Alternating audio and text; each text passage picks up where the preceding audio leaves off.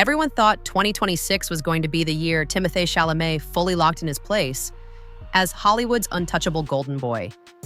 He had the nominations for Marty Supreme, the headlines, the Prestige A24 film, the fashion moments, and that same strange internet magic that has followed him since Call Me By Your Name.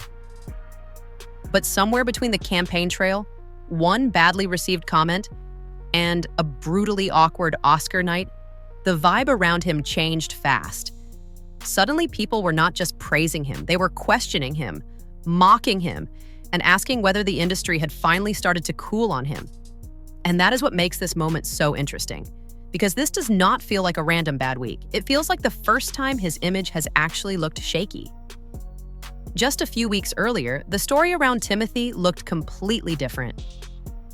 He was coming in with serious awards momentum for Marty Supreme, picking up wins at the Critics' Choice Awards and SAG Awards, and the wider narrative was that he was doing what very few actors his age ever managed to do, balancing movie star fame with serious prestige credibility. He had already picked up a Golden Globe, and Oscar season coverage kept pointing out that he had made Academy history as the youngest male actor to land 3 acting nominations. That kind of framing does something to a celebrity. It turns success into expectation. People stop asking whether you are talented and start waiting to see whether you are getting too comfortable with being adored. And I don't want to be working in ballet or opera or, things where it's like, hey, keep this thing alive, even though no one cares about this anymore. All respect to the ballet and opera people out there. I just lost 14 cents in viewership. But Then came the comment that shifted everything. During a late February town hall with Matthew McConaughey, Timothée spoke about not wanting to work in areas like ballet or opera, where, in his view, people were trying to keep those forms alive, even though the public was no longer really there for them. He did try to soften it with respect for the people involved, but the line that stuck was the dismissive part. That is always how these things go. The internet does not remember the cleanup. It remembers the clip. And suddenly a guy who had been treated like the sensitive face of serious art started sounding, to a lot of people, weirdly smug about other art forms. First, I have to say that it's very interesting that he invited me to be a part of promoting Marty Supreme with respect to my art form. But I think that it's important that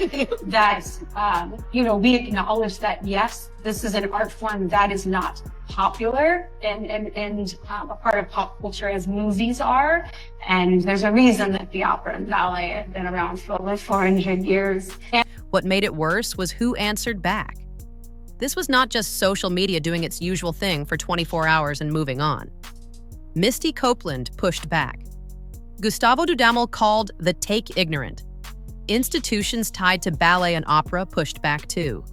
The controversy got amplified when The View dedicated a segment to discussing his comments, with Whoopi Goldberg adding her own criticism. Even commentary pieces that were not purely anti-Timothée still treated the moment like a real warning sign about elitism, access, and whether he had badly misread the room. Once that kind of response builds, a celebrity is no longer dealing with one quote. They are dealing with a whole mood. And the mood around Timothée started changing from admiration to irritation.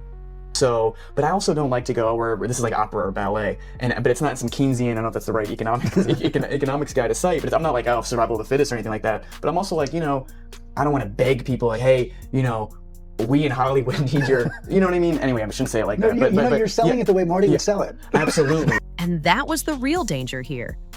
The issue was never only ballet and opera. It was what those comments seemed to reveal. A lot of viewers started reading them as a clue that Timothée had entered that risky phase where a star begins to believe his own aura a little too much. Fair or unfair, that reading spread fast. Some coverage started describing his award season energy as overly calculated or too thirsty. Others argued that the loss of mystery around him was the bigger problem, that he was no longer just the gifted actor people projected onto, but a highly managed celebrity campaigner. People were suddenly comfortable picking apart. Once that shift starts, every appearance gets read differently. Every joke lands harder. Every loss looks bigger. Before we go deeper, drop your take in the comments. Do you think Timothée was unfairly dogpiled, or did this finally expose a side of him people had been ignoring for a while? And if you like celebrity breakdowns that go past the surface, make sure you like this video and subscribe, because this story gets even messier from here. Yeah, I'm told there's concerns about attacks from both the opera and ballet communities.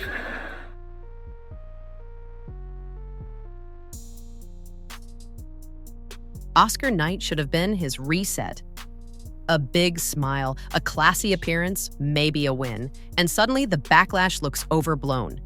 Instead, the exact opposite happened. Conan O'Brien brought the controversy right into the opening monologue, joking that the ballet and opera communities were upset with him and adding that he had also left out jazz. That mattered because it took a niche arts backlash and turned it into a national punchline. Millions of viewers who had not even followed the earlier debate now got the headline version in one neat joke.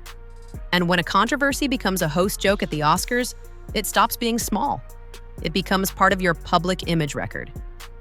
Then came the visual part of the story, which is where celebrity narratives really take shape. Timothée did not just sit through an awkward night. He sat through a night where the conversation around him felt bigger than the performance he was nominated for. Coverage after the show focused not only on the jokes, but on how the energy around him had changed. Some outlets leaned into the idea that he looked rattled. Others focused on the irony of Misty Copeland, one of the most prominent voices to push back on him, appearing during the show in a celebrated performance moment. Even though reports about him leaving the ceremony for a stretch should be treated carefully, the wider image that emerged was clear. This was not a victory lap. It was a public come-down. And the Oscar goes to Michael B. Jordan.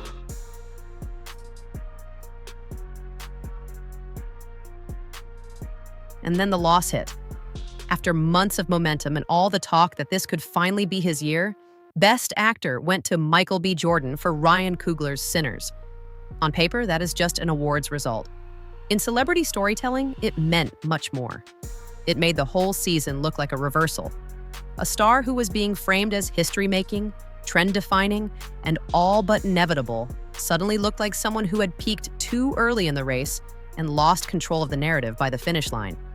Winning earlier in the season only made the final loss sting more because it created the sense that something slipped away. Whether that something was votes, goodwill, or just timing, people immediately started filling in the blanks.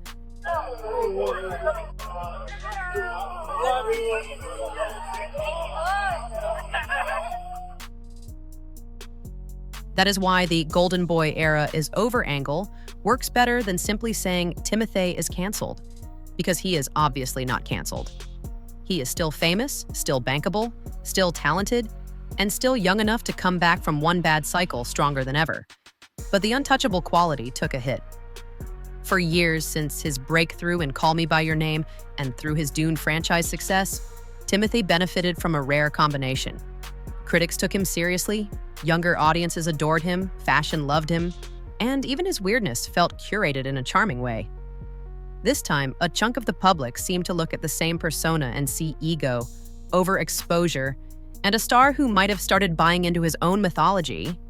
That is a much harder thing to shake than one controversial quote. There's also a bigger Hollywood pattern here. The Academy has a long history of making young male stars wait. It almost becomes a ritual. You can be beloved, critically praised, heavily discussed, and still get told, not yet. Some analysts even argued that losing this year might actually be better for Timothée in the long run, because winning, while people were already whispering that he was overexposed, could have triggered an even nastier backlash. In that reading, this is not the end of his run. It is the point where the industry forces him into his next phase. Less darling, more adult, less phenomenon, more craftsman. That version of Timothée might actually end up stronger, but image shifts are never just about what happens inside the industry. They are about what audiences start feeling. And right now, the feeling around Timothée is different. Not dead, not ruined, just changed. The old version of the story was simple: beautiful, gifted, mysterious, rising. The new version is messier.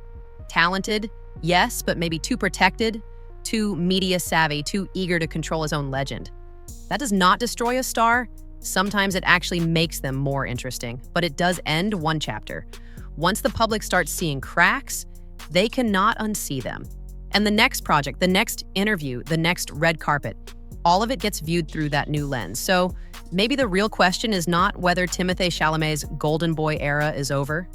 Maybe it is whether this was the exact moment he stopped being a fantasy and started being a real celebrity, with all the backlash, ego accusations, awkward losses, and image management that comes with that. Because those are two very different careers. One gets worshipped, the other gets tested. And Hollywood has a funny way of deciding that the test is the part that matters most. If you enjoyed this breakdown, like the video, subscribe, and tell me below whether this was just one bad award season for Timothée Chalamet or the first real sign that Hollywood is finally treating him differently.